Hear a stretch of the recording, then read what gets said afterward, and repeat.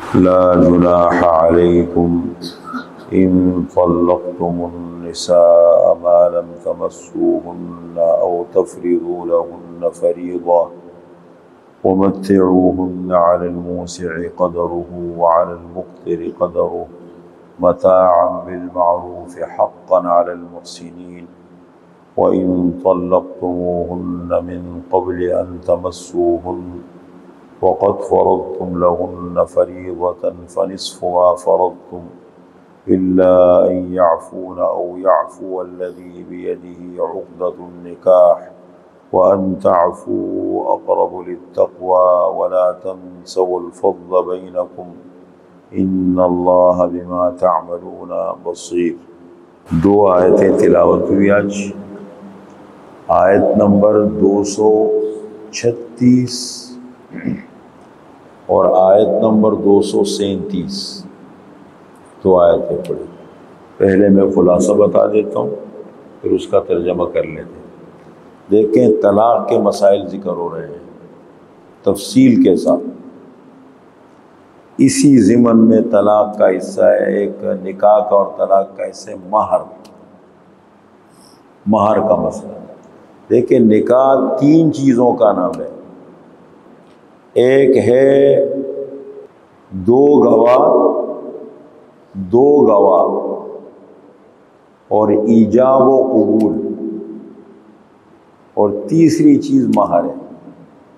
مہر کو اگر نکاح کرتے وقت مقرر نہیں کیا گیا، نہیں رکھا گیا، تب بھی نکاح ہو جائے گا، لیکن بعد میں مہر دینا پڑے گا.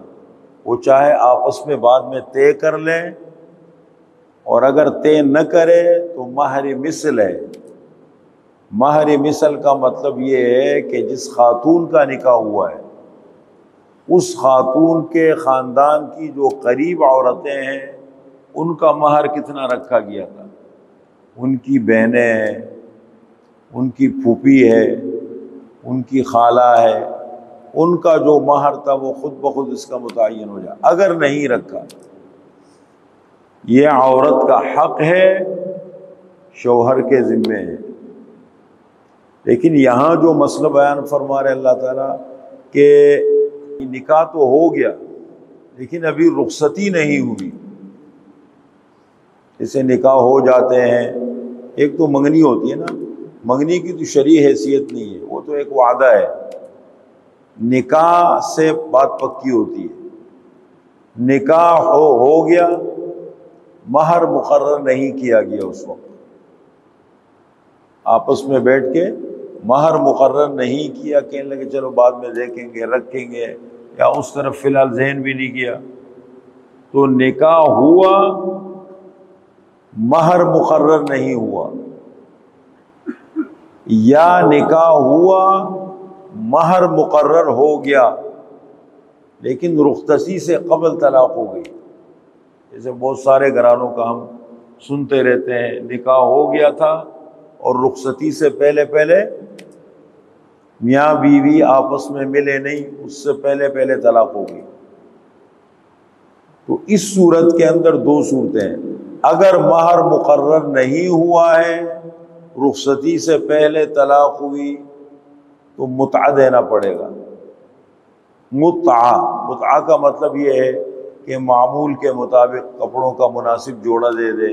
جیسے عورتوں کے چپل ہوتے ہیں، سینڈل وغیرہ ہے، چپل ہے، جو بھی ہے وہ دے دے، جوڑا دے دے. کوئی اور اس سے متعلقہ جیسے ضروری چیزیں ہوتی ہیں وہ ہدیے میں دے دے اس کو، اور رخصت کر دے کہ ٹھیک ہے بھائی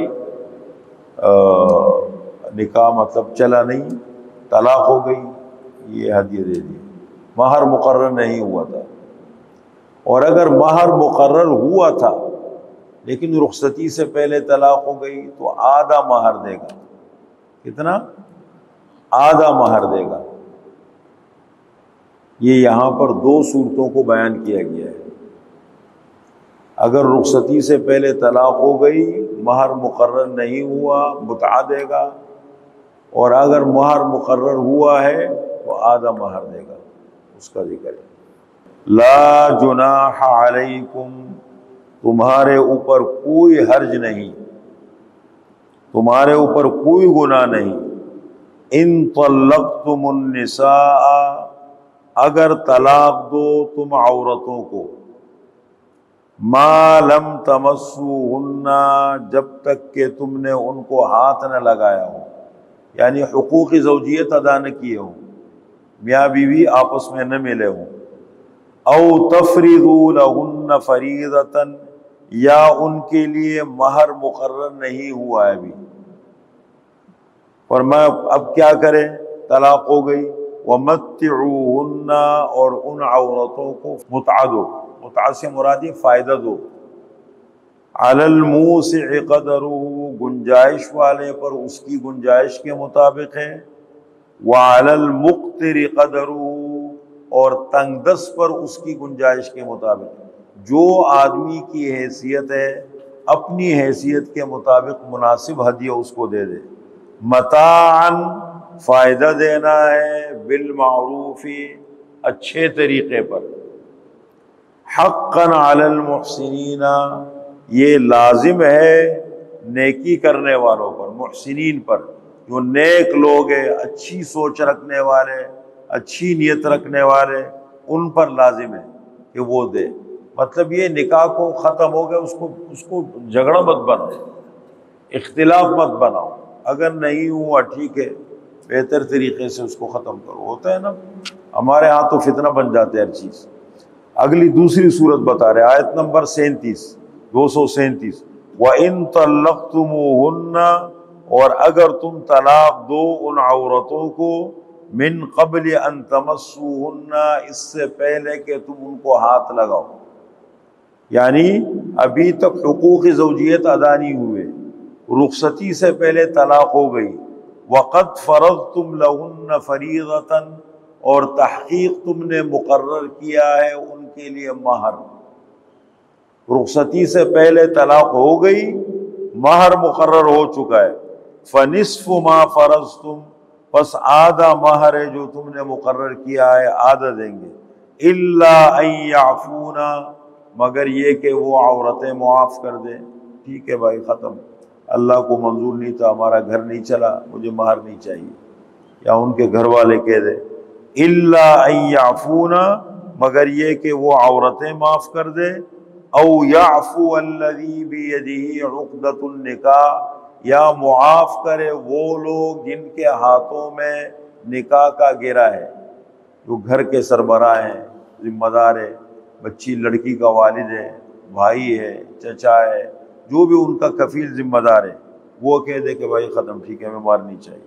وَأَن تَعْفُوا أَقْرَبُ لِلتَّقْوَىٰ، اور یہ کہ تم معاف کرو یہ تقویٰ کے زیادہ قریب ہے، یہ زیادہ تر شوہروں کو خطاب ہے۔